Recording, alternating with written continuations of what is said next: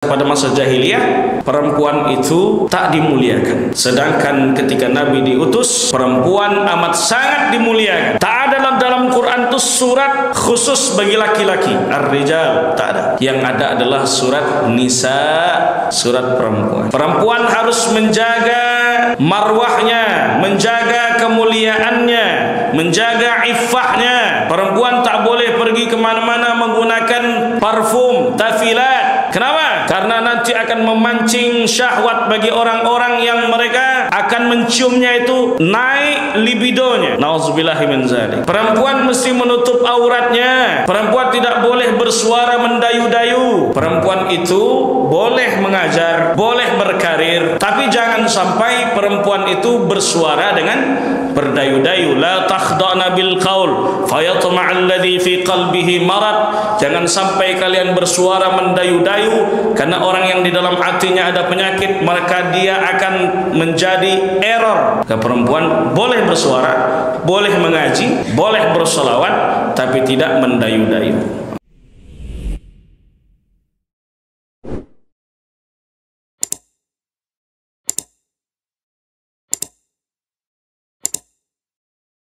Profesor Dr. Thaha Khubaisy menyebutkan di dalam kitabnya yang khusus membahas tentang akhlak.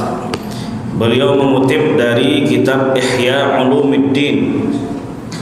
Sebenarnya apa yang dimaksud dengan akhlak? Maka dituliskan oleh beliau dalam kitab tersebut. Beliau pernah menjadi dosen kami di Al-Azhar. Orangnya tak bisa melihat.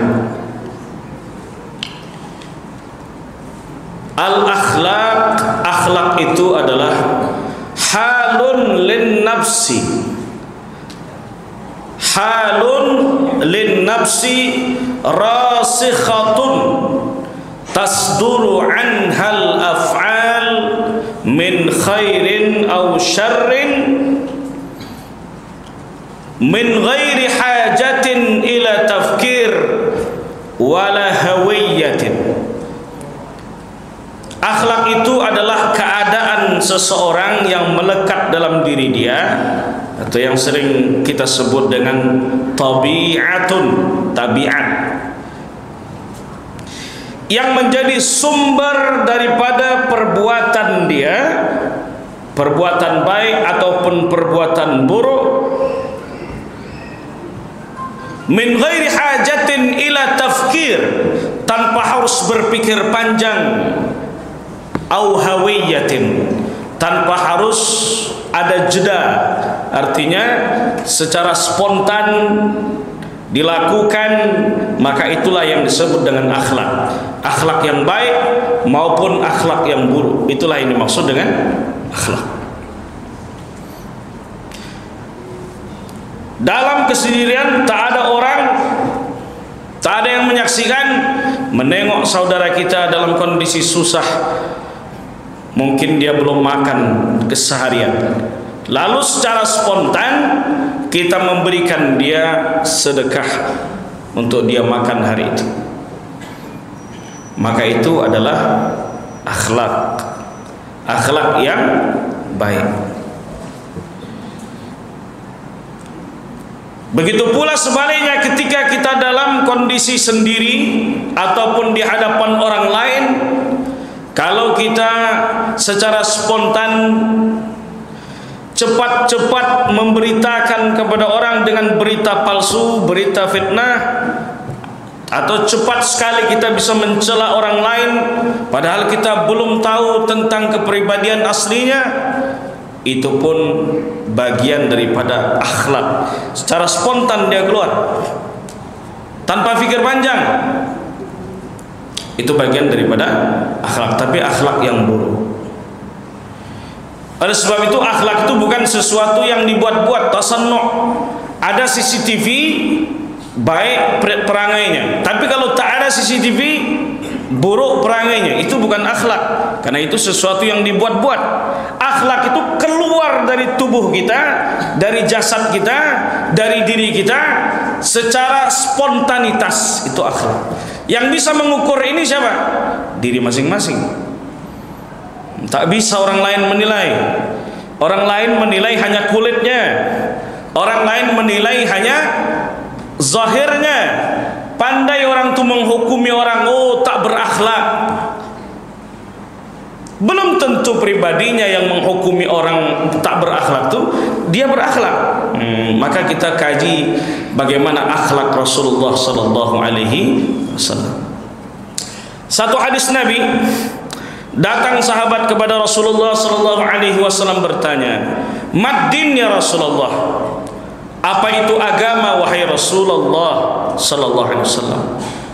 Sampai 3 kali ditanyakan pertanyaan ini oleh sahabat Nabi. Apa itu agama wahai Rasulullah?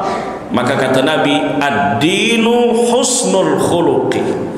Agama itu adalah akhlak yang baik. Mad-din ya Rasulullah. Apa itu agama wahai Rasulullah? Ad-dinu husnul khuluqi. Agama itu adalah akhlak yang baik. Sampai 3 kali. Mad-din ya Rasulullah. Apa itu agama wahai Rasulullah? Ad-dinu husnul khuluqi. Agama itu adalah akhlak yang baik. Dalam hadis riwayat Muslim dikatakan, kata Nabi SAW, al-birru husnul khuluqi. Segala macam bentuk kebaikan-kebaikan itu adalah bagian daripada akhlak yang baik. Kita sering dengar hadis tentang kriteria perempuan yang afdalnya kita nikahi itu apa? Bagaimana kriteria? Tunkahul mar'atu li arba'in. Wanita itu dinikahi karena 4. Limaliha karena hartanya, wali jamaliha karena kecantikannya. Kemudian yang ketiga wali hasabiha karena keturunannya. Yang keempat adalah wali diniha karena agamanya. Fazfar bidzatid din taribat yadak.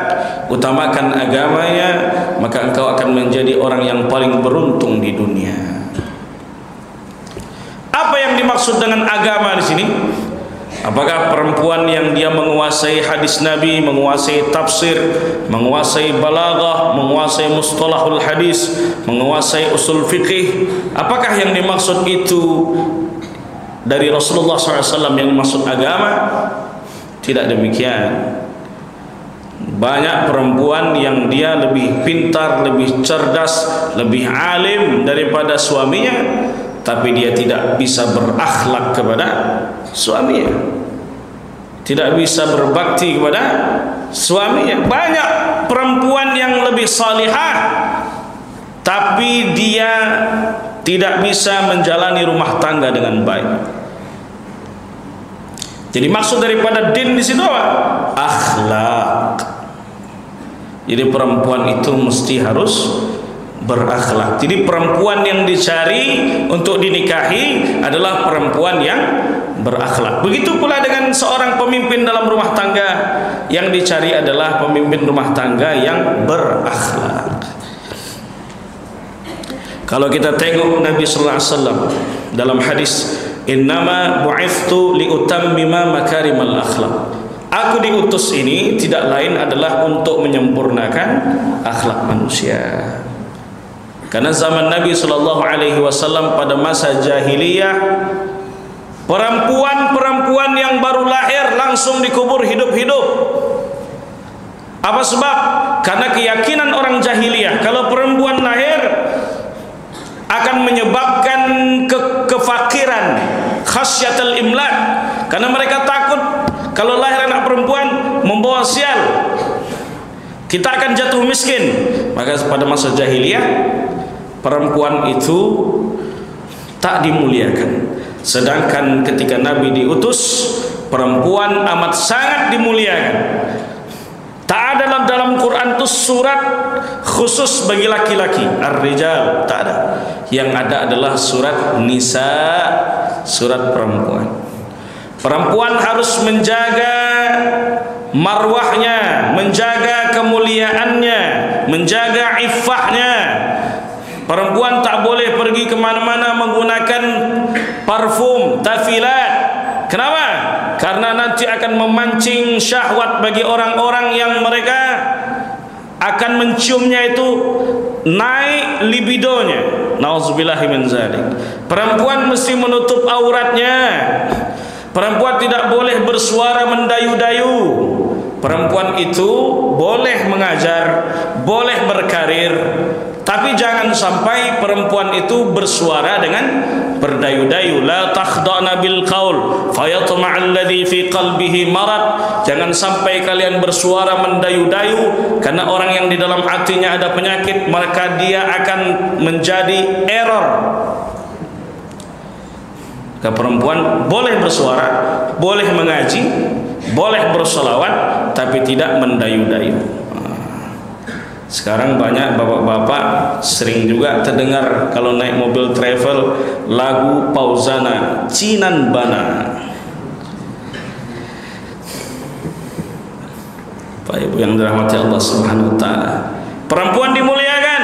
Ditanyakan kepada Nabi sallallahu alaihi wasallam, siapa yang harus aku tolong wahai Rasulullah? Yang pertama kali ibumu. Siapa lagi? Ibumu. Siapa lagi ya Rasulullah? Ibumu.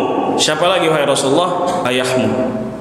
3 kali disebutkan ibu, sekali disebutkan ayah. 3 kali disebutkan ibu, 1 kali ayah. 3 kali disebutkan ibu, 1 kali ayah. 1 ayah, 3 ibu.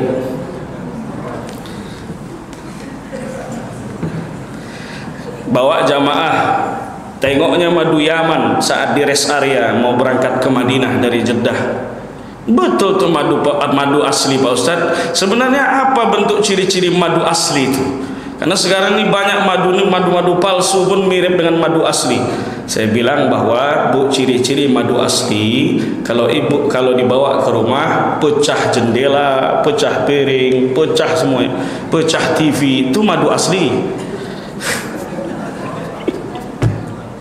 Pak Ibu yang dirahmati Allah Subhanahu wa taala. Utamakan ibumu. Karena saya sudah punya istri, saya tengok macam mana istri memasak, mencuci, mengurus anak, memandikan anak, membasuh kotorannya dan sebagainya, menidurkannya, menggendongnya, menyusukannya. Saya tengok. Sesekalilah abang memandikan anak, ya sesekali kita mandikan. Tapi kenapa harus istri terus? Nanti kalau seandainya suami yang memandikan, suami yang memasak, nanti berubah pula ayahmu. Jadi sudah betul kadar yang diberikan Nabi itu SAW itu 3 kali untuk ibu, 1 kali untuk. Dah adil tak Nabi itu? Adil tak Bapak Ibu Nabi itu? Adil. Sudah adil Nabi itu SAW. Berarti Nabi tak memuliakan ayah? Tak betul. Nabi memuliakan ayah. Bagaimana caranya? Apa kata Nabi? Ana wa kafilul yatim kahataini yaumal qiyamah. Aku bersama orang yang memuliakan, mencintai, mengayomi, menyantuni anak yatim. Kedekatanku pada hari kiamat kahataini, seperti 2 jari. Nabi memberikan isyarat. Nanti di hari kiamat orang yang senantiasa mengayomi, menyantuni, bahkan dia memelihara anak yatim di rumah dia, kedekatannya dengan Nabi seperti 2 jari di hari kiamat. Kenapa demikian? Karena Nabi ketika lahir belum sempat melihat wajah sang ayah. Jadi Nabi SAW sejak kecil sudah menjadi yatim. Seorang anak ketika kehilangan ayah, berarti dia sudah kehilangan pejuang dalam hidupnya. Seorang ayah itu luar biasa pengorbanannya. Banting tulang, peras keringat, tak peduli keadaan cuaca seperti apa, berangkat dia dengan selamat, balik belum tentu dia selamat. Begitulah pengorbanan seorang ayah memperjuangkan nasib keberlangsungan pendidikan dan kehidupan anak-anaknya. Maka ketika dia kehilangan seorang ayah, dia kehilangan pejuang dalam hidupnya. Begitulah Nabi SAW memuliakan seorang ayah. Nabi SAW itu, Bapak Ibu sekalian, di antara akhlak Nabi itu adalah beliau merupakan orang yang senantiasa punya rasa malu, karena ini yang sedang hilang dari generasi muda. Malu kepada Allah, malu kepada sesama, itu malu. Al-haya'u minal iman, malu itu bagian daripada iman. Bagaimana malu Rasulullah SAW? Nabi ketika mendapatkan perintah 50 waktu salat, perjalanan balik jumpa dengan Nabi Musa AS. Lalu kata Nabi Musa, apa yang kau dapatkan wahai Muhammad? 50 salatan, 50 waktu salat. Kata Nabi Musa, irji ila rabbika fas'alhu takhfif fa inna ummataka la yutiqun. Balik ke Tuhanmu wahai Muhammad, minta keringanan, karena umatmu tak akan sanggup mengerjakan 50 waktu dalam sehari semalam. Baliklah Nabi Muhammad minta keringanan. Jumpa lagi dengan Nabi Musa, masih banyak. Balik lagi minta keringanan sampai 5 waktu sholat. Lalu apa kata Nabi Musa? Itu pun masih banyak, minta lagi keringanan. Sebenarnya betul yang dikhawatirkan Nabi Musa itu. Jangankan 50 waktu, 5 waktu saja sehari semalam tunggang tunggit mengerjakannya. Salat subuh pun payah. Salat subuh jam 9, salat subuh di waktu duha, bangun jam 9. Berkunut tak berkunut ya? Kalau berkunut malu ditengok orang, ternyata qada. Salat duha pakai kunut, hebat betul. Akhirnya pakai mazhab Hambali. Salat subuh tak pakai kunut. Fa yang dirahmati Allah Subhanahu wa taala. Apa kata Nabi? Laqad istahyaitu ana min rabbi. Kalau aku minta dikurangi lagi wahai Musa, aku malu kepada Tuhanku. 5 ini saja itu adalah hadiah terbaik yang dianugerahkan Allah Subhanahu wa taala kepada umat baginda Nabi sallallahu alaihi wasallam. 5 waktu salat. Salat awwalu ma yuhasabu bihil 'abdu yaumal qiyamah, yang pertama kali akan dihisab pada hari kiamat. Salat, as-salatu imaduddin, salat adalah tiang agama. Salat adalah yang ibadahnya langsung dijemput, syariatnya langsung oleh Rasulullah sallallahu alaihi wasallam ke Sidratul Muntaha. Kenapa mesti salat? Salat yang menjamin seseorang terjaga dari perbuatan maksiat. Innas salata tanha 'anil fahsya'i wal munkar. Salat itu menjaga seseorang dari perbuatan keji dan perbuatan mungkar. Kenapa mesti salat? Salat yang menjamin seseorang itu tenang. Salat yang menjamin seseorang itu terjaga dari sifat bakhil. Salat yang menjamin seseorang itu jauh dari kegelisahan. Innal insana khuliqa halu'a. Manusia itu diciptakan dalam kondisi berkeluh kesah. Iza massahu syarru jazua. Kalau dihadapkan dengan musibah, mereka mengeluh. Wa iza massahul khairu manu'a. Kalau mereka dihadapkan dengan harta benda yang melimpah, mereka manu'a, bakhil, pelit, kikir. Illal musallin, kecuali orang-orang yang salat. Alladzina hum ala salatihim daimun, yang mereka senantiasa konsisten melaksanakan ibadah salatnya. Oleh karena itu, salat itu adalah hadiah terbaik yang dianugerahkan oleh Allah kepada hambanya, kepada umat baginda Rasulullah sallallahu alaihi wasallam. Kalau orang sudah salat masih tak tenang hatinya, masih gundah, masih kikir, maka perlu dipertanyakan ada apa dengan salatnya. Apakah salatnya belum sesuai dengan perintah Rasulullah? Apakah salatnya itu disebabkan karena kalau salat dia mengawang-awang kemana-mana? Ada apa dengan salatnya?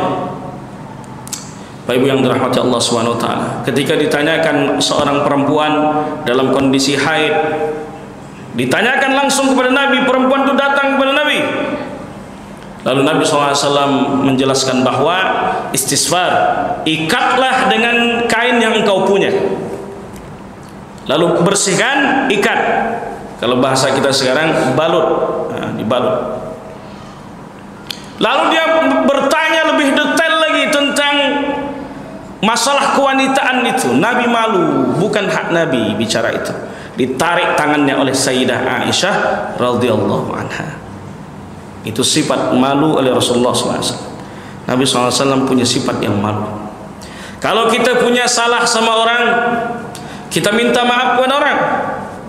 Tapi sebenarnya memang tidak ada dalil khusus yang menyuruh minta maaf. Yang ada adalah keutamaan memaafkan. Wama tasaddaqa ahadun minkum wama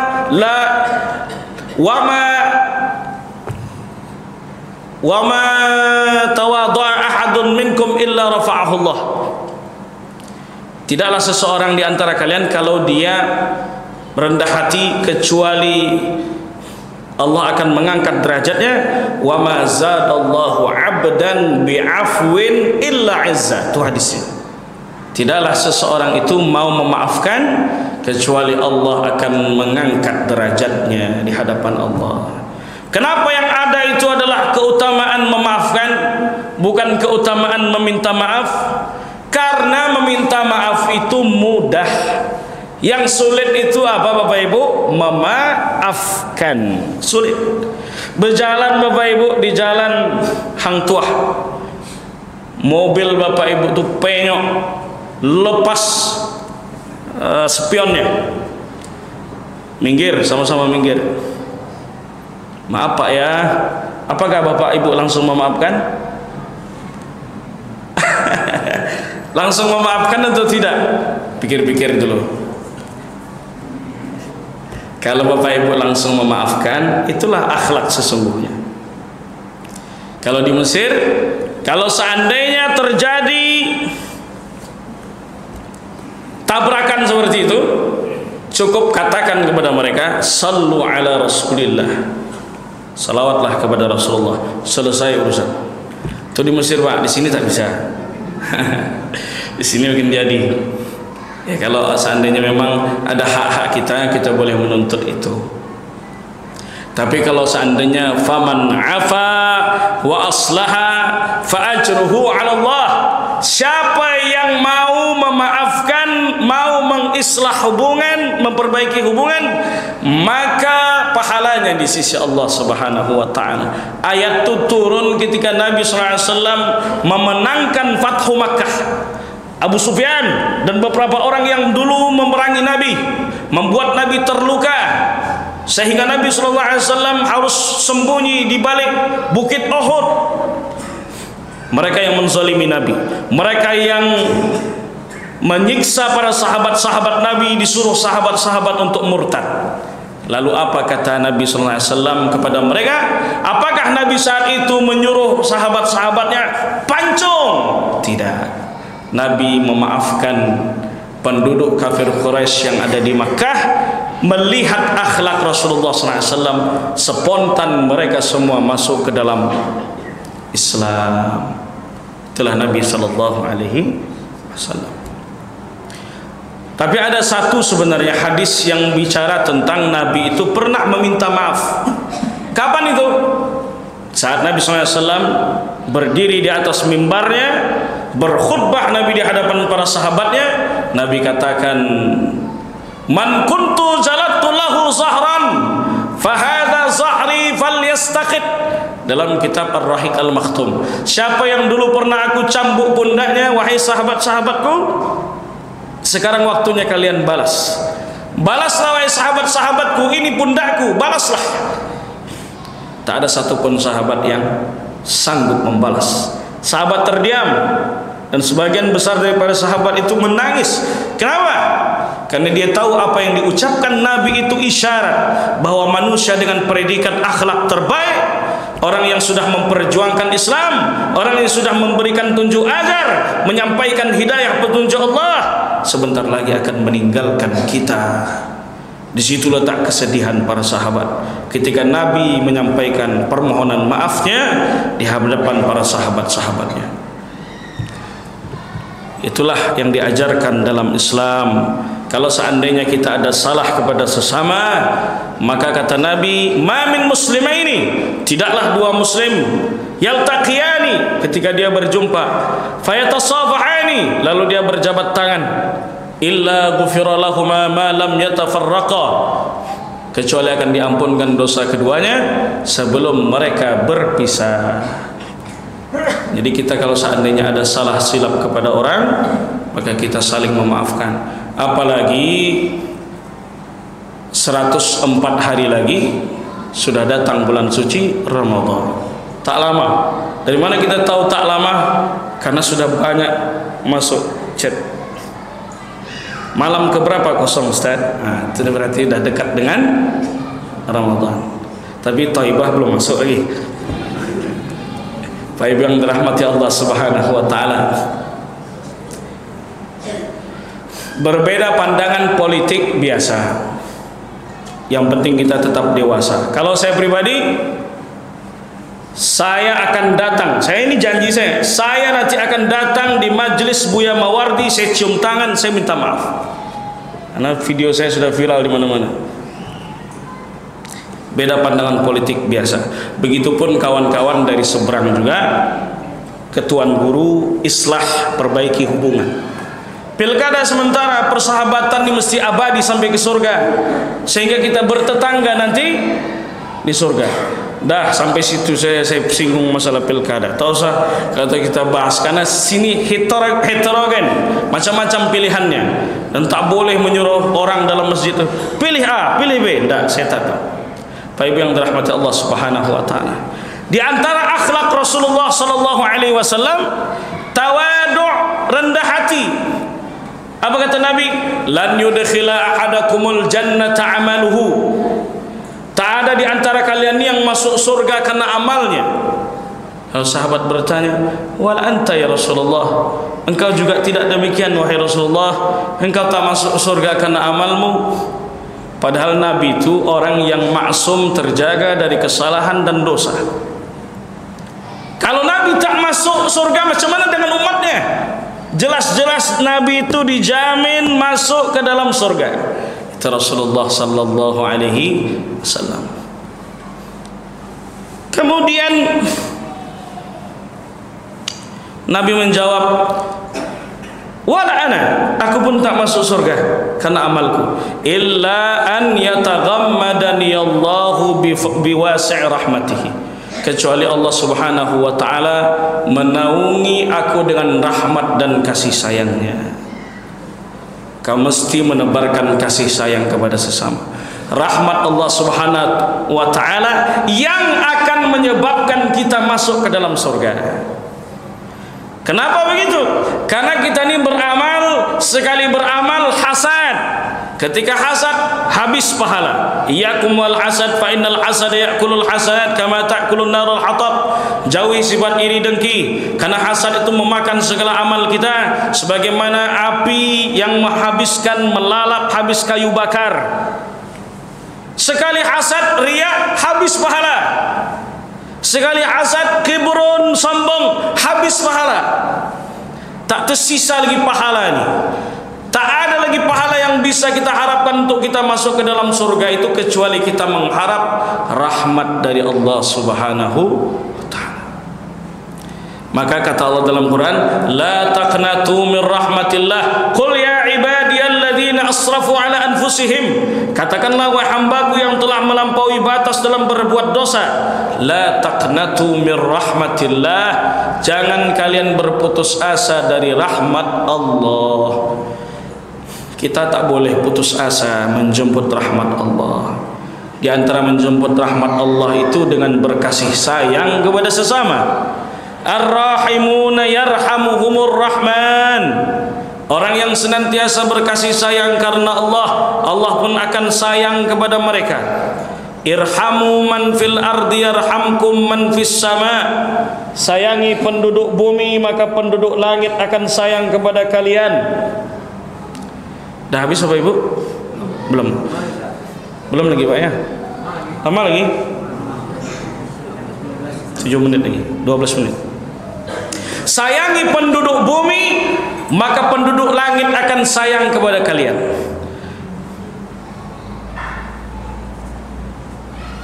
Abu Hurairah mendengarkan hadis ini, pulang dia cari hewan.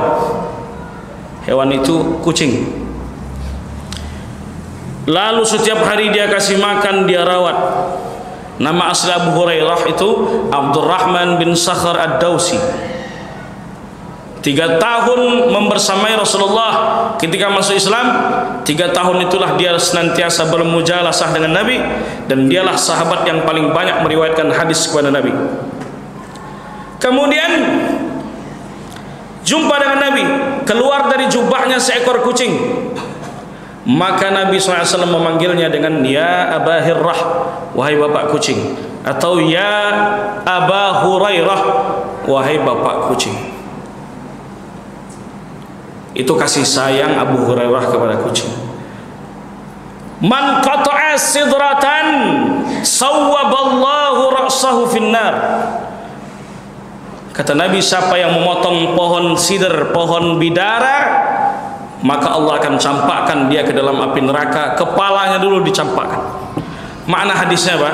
Pohon itu tempat orang bernaung, dia tak mengganggu lingkungan. Tempat orang bernaung kalau orang perjalanan jauh, di mana lagi dia akan berteduh? Di bawah pohon bidara.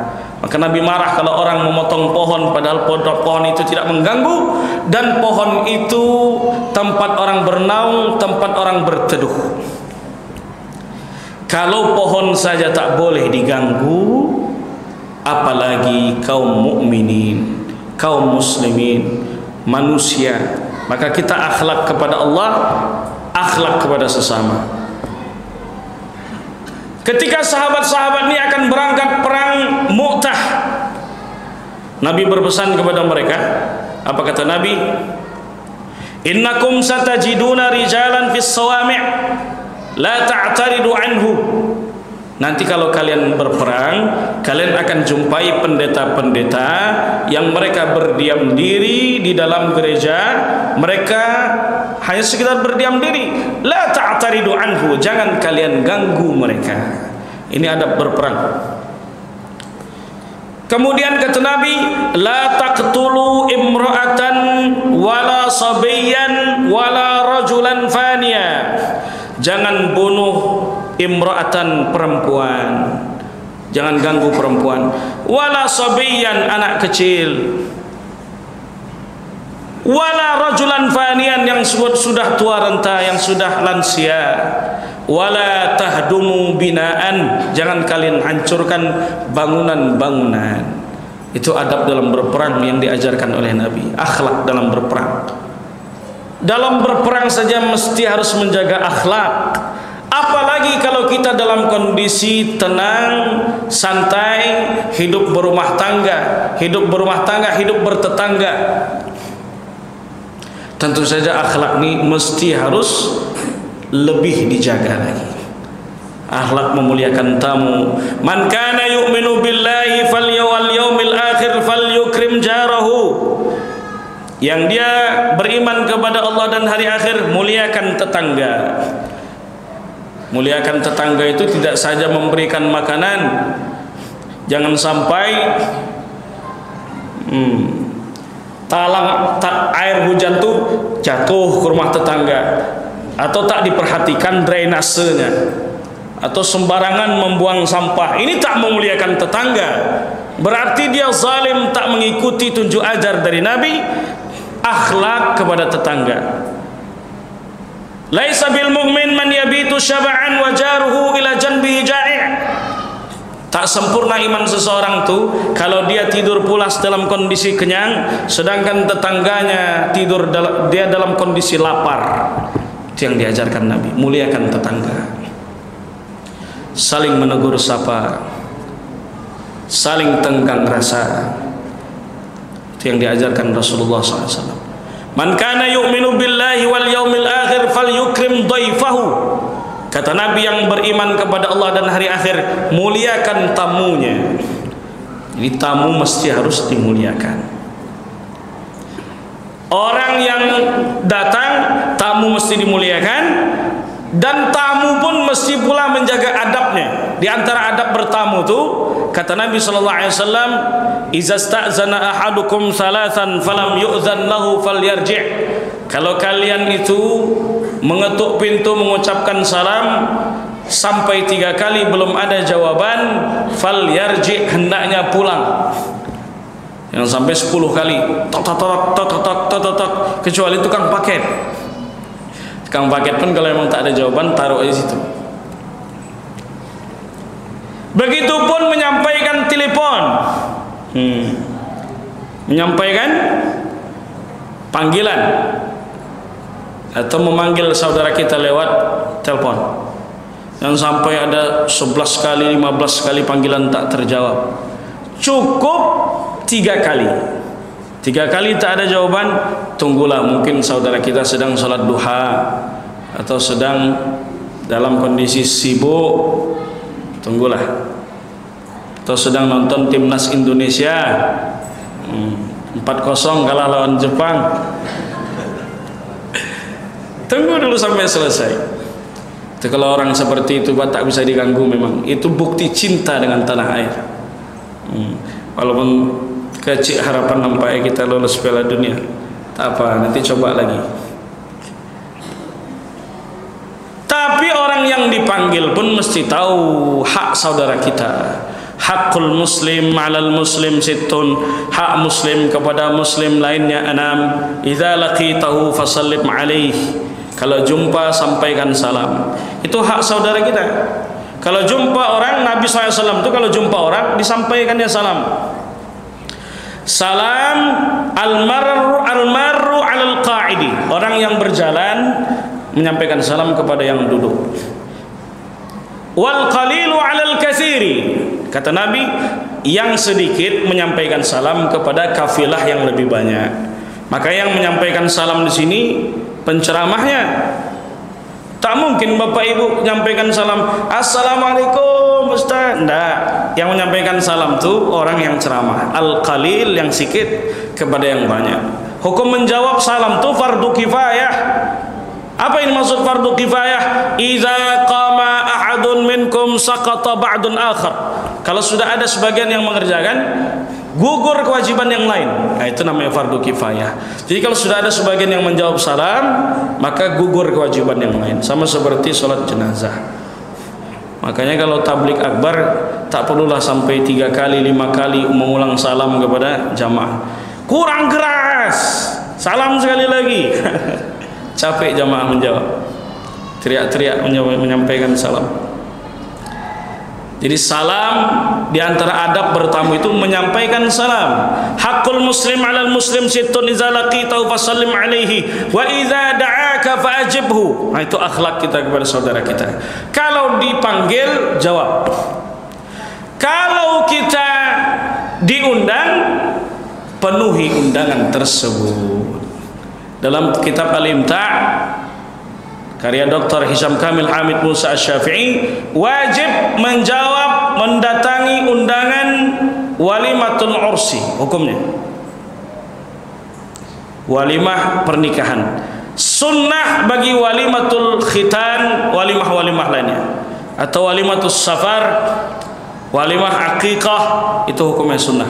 Tapi yang walimatul ursi menurut mazhab Syafi'i hukumnya adalah wajib. Itu hak saudara kita. Wa idza stansahaka fansah lahu, kalau dimintakan nasihat berikan nasihat. Wa iza atasa fa'amidullah fashammidhu, kalau seandainya ada yang sedang bersin dia ucapkan alhamdulillah, maka saudaranya menjawab yarhamukallah. Lalu yang bersin menyambung lagi, yahdikumullah wa yuslihu balakum. Itu adabnya. Wa iza marida fa'udhu, kalau seandainya ada yang sakit jenguk, doakan dia cepat sembuh. Itu akhlak kepada sesama. Wa iza mata fatba'hu, kalau ada yang meninggal dunia iringi jenazahnya, sebutkan kebaikan-kebaikannya. Fadhkuru mahasina mautakum, sebutkan kebaikan-kebaikan orang yang wafat di tengah-tengah kalian. Ada juga orang yang senang dengan kematian saudara muslimnya. Ada. Tengok kemarin ketika Ismail Haniyeh meninggal, wafat sebagai syahid. Kemudian Yahya Sinwar, ada yang senang dengan wafatnya mereka sebagai syahid. Ada. Kelompok mana? Tak payahlah disebut, tahu kita sudah. Pak Ibu yang dirahmati Allah Subhanahu wa taala, ada sedikit lagi waktu untuk kita siap-siap melaksanakan salat Isya. Kita berwudu waktu 53 menit, 53 detik. Terima kasih atas segala perhatian, mohon maaf atas segala kekurangan. Semoga Allah karuniakan negeri kita yang tercinta tanah Melayu ini pemimpin yang amanah, pemimpin yang adil, yang diberkahi oleh Allah Subhanahu wa taala. Amin ya rabbal. Wassalamualaikum warahmatullahi wabarakatuh.